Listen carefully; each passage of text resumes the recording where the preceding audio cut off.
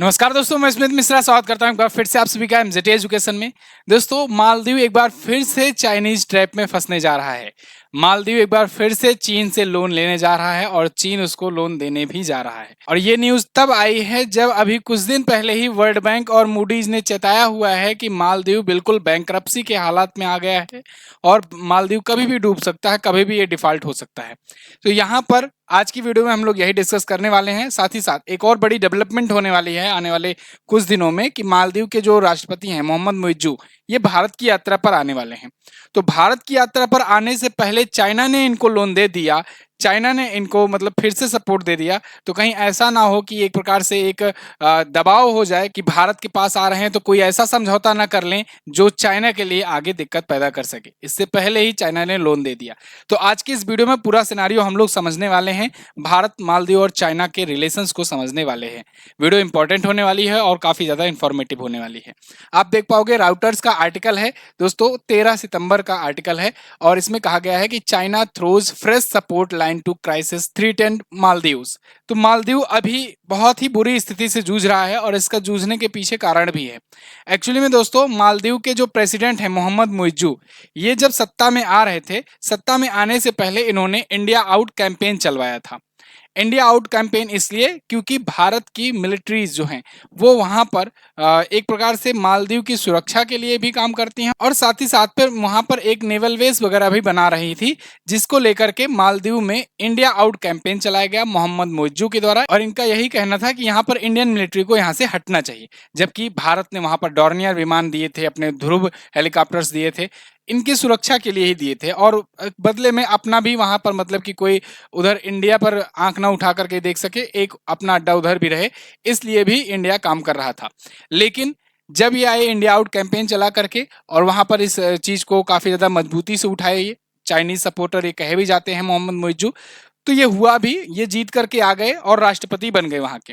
और प्रेसिडेंट बनते ही सबसे पहले ये चाइनीज प्रेसिडेंट के पास मिलने चाइना चले गए। जो मालदीव कभी इंडिया फर्स्ट की नीति अपनाया करता था, जो सबसे पहले जीतने के बाद इंडिया में आया करता था, उस मालदीव का प्रेसिडेंट जीतने के बाद सीधे चाइना चला गया, चाइना की विजिट पर गया। और ना सिर्फ विजिट किया बल्कि की बहुत सारी डील भी, समझौते भी इसने कर लिए वहां पर। तो ये बातें खुले तौर पर आ गई कि इंडिया आउट कैंपेन जो है ये चाइना ने ही चलवाया था, जिससे चाइना का जो प्रभुत्व है वो ज्यादा बढ़ सके और इंडिया का प्रभुत्व वहां से कम हो सके। अगर आप मैप में देखोगे मालदीव को, तो मालदीव इंडिया के नीचे दक्षिण में यहाँ पर छोटे छोटे कई सारे द्वीपों का समूह है। कुछ इस प्रकार से देखिए, यहाँ पर कई सारे द्वीप हैं, माले इसकी राजधानी होती है। तो भारत के लिए इससे रिलेशन बना करके रखना स्ट्रेटेजिकली बहुत ज्यादा इंपॉर्टेंट है, क्योंकि भारत यहाँ पर अगर अपना आधिपत्य बनाता है या कहें कि इससे रिलेशन अच्छा रखता है और यहाँ पर किसी द्वीप पर अपना बेस बनाकर रखता है, तो इससे ये हिंद महासागर में इंडिया को प्रोटेक्ट भी कर सकता है और बाहरी गतिविधियों से भी सुरक्षित रह सकता है। साथ ही साथ यही चाइना के अगर केस में बात करें, तो चाइना जो है, चाइना की नीति है कि भारत को चारों तरफ से घेरना, और उसी के तर्ज पर ये श्रीलंका में आपने देखा हम्मन टोटा बंदर लगा लिया, बांग्लादेश से कई चक्कर लगाए लेकिन चला नहीं उतना बढ़िया से। उसके बाद मालदीव में ये आकर के मालदीव को लोन पे लोन देता जा रहा है, डेप ट्रैप में फंसा रहा है, जिससे यहाँ पर आधिपत्य हो जाए और इंडिया को ये घेर सके। इधर आप देख रहे हो कि इधर इनका ग्वादर पोर्ट है और चाइना का जो सीपीईसी आता हुआ यहाँ से आ रहा है, यानी चाइना पाकिस्तान इकोनॉमिक कॉरिडोर आ रहा है, इसके थ्रू ये, हाँ, यानी कि इंडिया को चारों तरफ से घेरने का प्लान बना रहा था चाइना। तो ऐसे में ये मालदीव बहुत ज़्यादा इंपॉर्टेंट था इंडिया के लिए भी, और चाइना के अगर प्रोस्पेक्टिव से देखें तो चाइना के लिए भी इंपॉर्टेंट था, क्योंकि वो भी यहाँ पर कब्जा जमाना चाहता था। तो अब इसी को लेकर के मालदीव जो है ना, एक प्रकार से अपना फायदा उठा रहा है। मालदीव को ये चीजें समझ में आ गई है कि भाई हमारी जरूरत दोनों को है और हमारे दोनों हाथों में लड्डू हैं, हम जिससे भी मांगेंगे वही लोन देने को तैयार होगा। यही कारण है कि चाइना और इंडिया हमेशा तत्पर रहते हैं। अगर इंडिया का बजट भी आता है तो आपने देखा भी होगा, एक बजट के सेक्शन में जब हम लोग विदेशों में अपने पड़ोसी देशों की सहायता करते हैं तो उसमें एक बड़ा हिस्सा मालदीव के लिए भी रखते हैं कि मालदीव को भी हेल्प करेंगे, इतना देंगे। हर बजट में आता है ये चीजें। और यहाँ पर चाइना भी हमेशा तत्पर रहता है। तो यहाँ पर देखिए, चीन के केंद्रीय bank peoples bank of China और मालदीव के आर्थिक विकास और व्यापार मंत्रालय के बीच एक समझौता ज्ञापन पर घोषणा हुई है, समझौता हुआ है। हालांकि ये कितने की डील हुई है ये अभी क्लियर नहीं आया है, इसको सामने नहीं किया गया है। यहाँ पर शुक्रवार को ये डील हुई और और ज्यादा मालदीव को कर्ज देने पर सहमति बनी है। हालांकि कर्ज की रकम कितनी है अभी खुलासा नहीं हुआ है।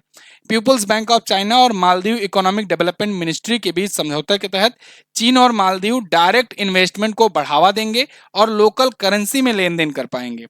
अब आजकल देखो ये ट्रेंड बहुत अच्छा चल रहा है कि एशिया के जो कंट्रीज हैं वो लोकल करेंसी में एक्सचेंज करने को बढ़ावा दे रहे हैं, चाहे वो रसिया हो, चाहे वो चाइना हो, चाहे वो इंडिया हो। इंडिया भी ऐसे ही कर रहा है। श्रीलंका को जब लोन देता है, मालदीव को देता है, या अपने आसपास के देशों को लोन देता है, या कुछ भी विनिमय कर रहा है, तो कोशिश कर रहे हैं हम लोग कि अपनी करेंसी में या लोकल करेंसी में करें, डॉलर की तरफ ना जाएं।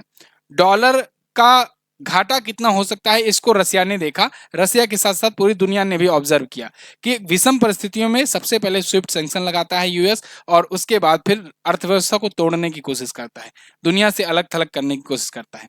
तो ऐसे में ब्रिक्स कंट्रीज भी अब मजबूती से खड़ी हो रही हैं और ब्रिक्स कंट्रीज कोशिश कर रही हैं अपनी करेंसी लाने की। हालांकि ये अलग टॉपिक है, अलग विषय है, इस पर कभी और चर्चा करेंगे।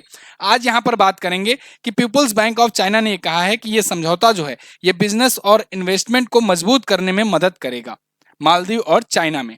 अब बात ये आती है कि मालदीव को चाइना अभी लोन क्यों दे रहा है, क्योंकि दोस्तों अभी कुछ दिन पहले ही एक रिपोर्ट आई थी मूडीज की।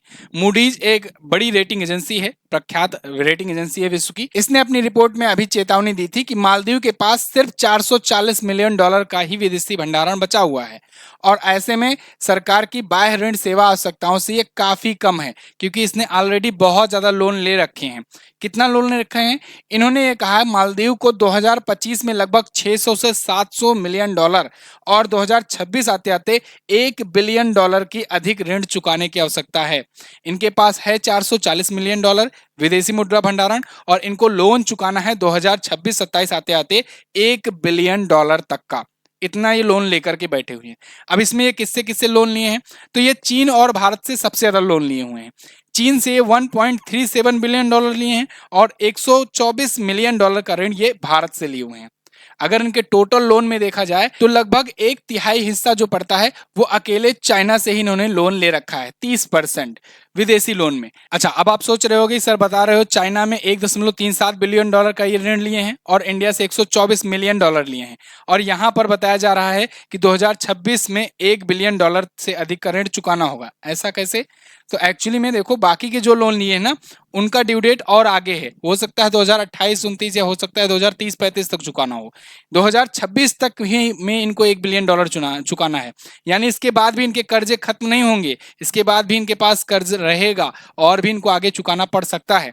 और ये सब इकोनॉमी पर इतना गहरा आघात लगा कैसे? कुछ तो कोविड ले डूबा और कुछ इकोनॉमी इनकी बर्बाद हुई इंडिया आउट कैंपेन को लेकर। जिस टाइम इन्होंने इंडिया आउट कैंपेन चलाया था ना, और उसके बाद जीतने के बाद ये जाकर चाइनीज प्रेसिडेंट से मिले, तो उसके बाद इंडिया में भी क्या हुआ कि पीएम मोदी चले गए लक्षद्वीप में और वहां पर जाकर बैठकर फोटो खिंचवा लिए। तो लोगों को ये प्रमोट करने लगे कि भाई लक्षद्वीप आओ घूमने के लिए, ये भी बहुत प्यारी सी जगह है। तो एक प्रकार से इनडायरेक्टली इंडिया ने ये कहा कि भाई मालदीव जाने की उतना जरूरत नहीं है, और भारतीय सेलिब्रिटीज ने इसको और तेजी से उठाया, क्योंकि इंडियन सेलिब्रिटीज की वजह से ही मालदीव पॉपुलर हुआ था। भाई इंडियन सेलिब्रिटीज जाते थे, उन सेलिब्रिटीज को देख करके और जो अमीर घराने के बच्चे थे वो भी जाते थे देख वहां पर घूमने मालदीव में। धीरे धीरे मालदीव पॉपुलर हो गया, लोगों में एक बस गया, सपना बनने लगा कि भाई मालदीव जाएंगे मालदीव जाएंगे। और अब वही चीज जब इंडियन सेलिब्रिटीज आकर के सामने कहने लगे कि भाई हम नहीं जाएंगे, हम नहीं जा रहे हैं, तो एक प्रकार से मालदीव बैन चलने लगा इंडिया में। और फिर लक्षद्वीप में सब जाने लगे, लक्षद्वीप में काफी डेवलपमेंट होना शुरू भी हो गया, उधर मालदीव को लॉस होने लगा, क्योंकि मालदीव में बहुत बड़ा इकोनॉमी का सोर्स था इंडियन टूरिस्ट। इसको लेकर के फिर मालदीव धीरे धीरे आने लगा लिमिट में, औकात में आने लगा। धीरे धीरे इनको समझ में आ गया कि भाई मालदीव जो है ये बिना इंडिया के चल नहीं पाएगा ज्यादा समय तक। फिर धीरे धीरे ये लीपापोती करना शुरू किए, धीरे धीरे इंडिया के प्रति सॉफ्ट कॉर्नर अपनाना शुरू किए, अच्छी अच्छी बातें बोलना शुरू किए, इंडिया अच्छा फ्रेंड है, ऐसा करेंगे। अपने जो इनके जो 2 नेता जो बहुत ज्यादा करके बोल दिए थे इंडिया के खिलाफ, उनको इन्होंने बैन किया, हटाया। तो बहुत सारी चीजें चली। फिर पीएम मोदी जी का जब शपथ ग्रहण समारोह था तो उसमें बुलाया गया, तो उसमें भी ये आए हुए थे। और फिर धीरे धीरे एस जयशंकर साहब से भी मुलाकात किए, और जो मिलिट्री को लेकर के इन्होंने एक्शन लिया था, धीरे धीरे वो भी बैकग्राउंड में, मतलब कि उसमें कुछ दूसरे तरीके अपनाने लगे ये कि भाई अब तो सत्ता में आ ही गए हैं, अब दोबारा से उनको बुला लेते हैं। तो बहुत सारी चीजें चली, मतलब कि इंडिया से रिलेशन सुधारने पर ये लग गए। और अब सिचुएशन ऐसी आई थी कि ये इंडिया से मिलने आने वाले थे। फिर से वही मांगने के लिए लोन, क्योंकि कोई बैंकें दे नहीं रही हैं, क्योंकि इनका जो क्रेडिट स्कोर है वो बहुत खराब चल रहा है ना। ये इन्होंने लोन बहुत सारे ले रखे हैं और इनका कोई सोर्स अभी दिख नहीं रहा है लंबे समय तक। तो ऐसे में ये फिर से आने वाले थे मांगने, क्योंकि इनको पता है या तो चाइना देगा या तो इंडिया देगा। भाई दो ही देश हैं जो इनको लोन देंगे, क्योंकि दो ही की जरूरत है, बाकी किसको क्या मतलब है इस जगह से।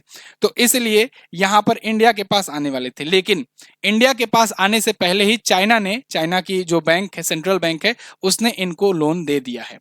अब देखना यह होगा कि अब इसके बाद एक साइकोलॉजिकल प्रेशर बन जाता है ना। इंडिया के पास आते, इंडिया इनकी मदद करता तो कुछ न कुछ डील करता, कुछ न कुछ समझौते करता, उसके तहत पैसे देता। अब ये देखना होगा कि वो समझौते क्या होंगे और वो डील क्या होंगी जब ये इंडिया में आएंगे। तो हालांकि अभी डेट डिसाइड नहीं हुआ है कि कब ये आएंगे, लेकिन आने वाले हैं। तो अब जब ये आएंगे तब देखना होगा कि क्या क्या समझौते होते हैं मालदीव के साथ। फिलहाल के लिए चाइना ने लोन दिया है। जब ये खबरें आई कि चाइना जो है इनको इनसे समझौता किया है, तो देखो इनका जो सॉवरेन सुकून बॉन्ड था, ये भी जो लगभग बिल्कुल निचले स्तर तक गिर चुका था, वो भी धीरे धीरे उठना शुरू हो चुका है। तो इस प्रकार से मतलब अब तेजी फिर से आनी शुरू हो चुकी है इनके बॉन्ड में भी। फिलहाल आगे जो भी अपडेट होगा मैं आपको बताऊंगा। आपकी इस वीडियो पर क्या राय है आप लोग कमेंट करके हमें बता सकते हैं। लेकिन वीडियो को एंड करने से पहले आपसे मेरा एक क्वेश्चन है, आप बताइए मालदीव की मुद्रा क्या है? What is the currency of Maldives? Comment करके जरूर बताइए आंसर। और जो लोग आरआरबी एनटीपीसी की तैयारी कर रहे हैं उनके लिए अर्जुन बैच लाया गया है, बिल्कुल फ्रेश बैच है, जीरो से स्टार्ट है। बिल्कुल आपको हर एक सब्जेक्ट जीरो से पढ़ाया जाएगा और बेहतरीन ढंग से पढ़ाया जाएगा। अर्जुन बैच ज्वाइन कर सकते हो अभी के लिए मात्र 399 में। वैसे यूजुअली इसका प्राइस जो है ये 799 में है, लेकिन आपको मात्र 399 में अभी के लिए मिल रहा है। ध्यान रहे ये ऑफर सिर्फ 2 दिनों के लिए है। आप MZT50 कूपन कोड यूज करते हो तो आपको ये डिस्काउंट मिलेगा। कहां पर मिलेगा ये बैच? तो MZT ऐप पर मिलेगा। MZT app Google play store पर जाइए, डाउनलोड कीजिए, वहां से वीडियो कोर्स सेक्शन में जाइए, डेमो भी अवेलेबल है, आप डेमो भी देख सकते हैं। और 1 साल की वैलिडिटी के लिए, या फिर अगर एग्जाम और लेट जाता है तो एग्जाम तक की वैलिडिटी के लिए, मतलब जो भी मैक्सिमम हो तब तक के लिए आप ये कोर्स का एक्सेस कर सकेंगे। तो ज्वाइन करने के लिए लिंक डिस्क्रिप्शन में है, आप जाकर ज्वाइन कर सकते हैं। मिलेंगे अगली वीडियो में, तब तक के लिए नमस्कार, जय हिंद, वंदे मातरम।